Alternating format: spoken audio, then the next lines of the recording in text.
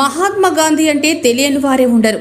School విద్యార్థుల నుంచి పెద్ద పెద్ద నాయకులు, అధికారుల వరకు మరియు మనం ప్రతిరోజు వాడుకునే డబ్బుల నోట్లపైన ఆయనే కనిపిస్తూ ఉంటారు.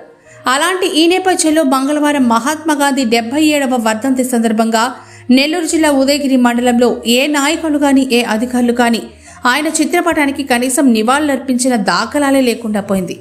రాజకీయ నాయకులు తమ సొంత ప్రయోజనాల కోసం ఆరాటపడుతుంటే అధికారులు మాత్రం వారికి ఎలా సపోర్ట్ చేయాలి అన్న కోణంలో వెళుతున్నారే తప్ప దేశం కోసం ప్రాణ త్యాగాలు చేసిన మహనీయుల ప్రాణత్యాగాలను మాత్రం మర్చిపోయారని చెప్పుకోవచ్చు. ఇదంతా చూస్తుంటే భావితరాలకు రాబో రోజుల్లో దేశం కోసం ప్రాణాలర్పించిన మహనీయులు గుర్తుండరేమో అనిపిస్తుంది.